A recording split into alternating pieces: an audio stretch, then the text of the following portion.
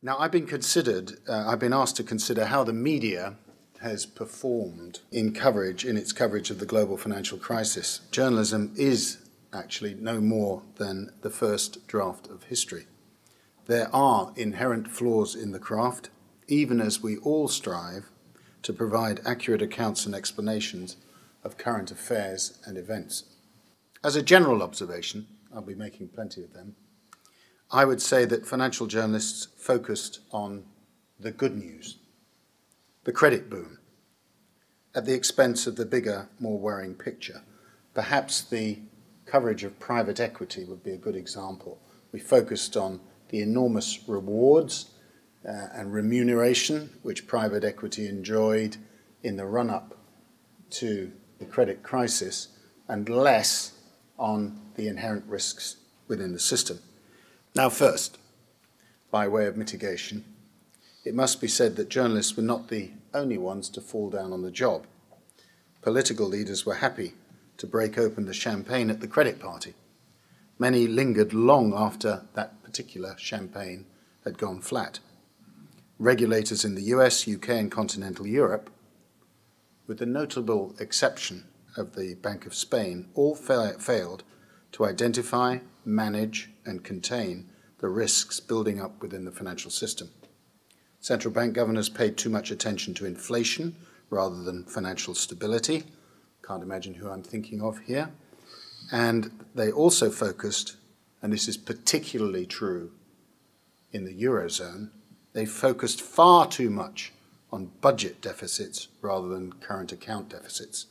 Many economists fell short too, well short.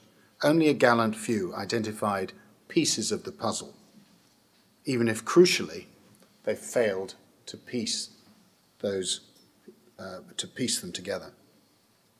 Nouriel Roubini, now celebrated as the thinking man's Soothsayer of Doom, warned as early as 2004 that the world's current account imbalances were unsustainable. And he was quicker than most to link problems in the financial sector with the real economy. William White, former chief economist at the Bank for International Settlements, the central banker's bank in Basel, Switzerland, was a persistent critic of lax monetary policy and the failure to stem credit expansion. Warren Buffett, boss of Berkshire Hathaway Insurance Group, warned in 2003 that derivatives were, quotes, financial weapons of mass destruction, and some contracts had been devised by what he called madmen. This, by the way, did not discourage Berkshire from actually employing derivatives, but that's another story. More fundamentally, the prevalent view among banking executives and regulators, that is, the regular traditional sources for financial journalists, was that the more risk was dispersed and hedged, the fewer risks to the system overall. This view, I believe, was espoused by, among others, Alan Greenspan when he served as chairman of the Federal Reserve. For virtually his whole tenure in office, what Mr. Greenspan said was treated not just by analysts, but also by reporters and commentators as something akin to receiving guidance from the oracle at Delphi. And this was no better shown by the deferential treatment of the Fed chairman by no less a journalist than Bob Woodward of Watergate fame in his biography of Mr. Greenspan entitled Maestro.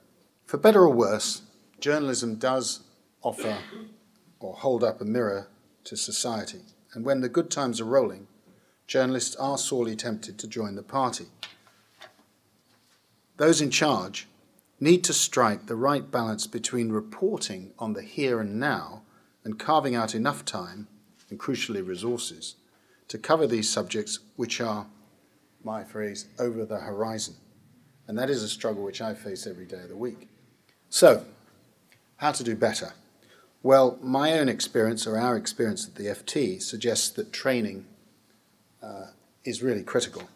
After the Enron debacle, we introduced regular and deeper lessons in areas such as reading balance sheets.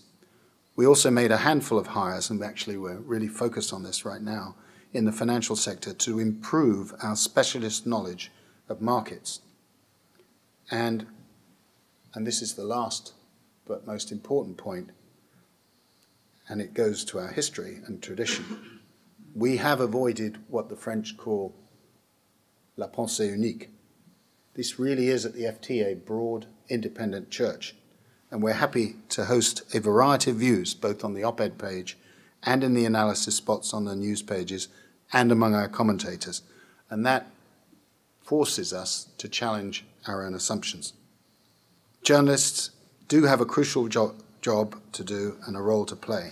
They may be flawed, and they may be occasionally soothsayers of doom, but I still believe that fundamentally they have the capacity to be the crucial canaries in the mine, and long may it be so. Thank you.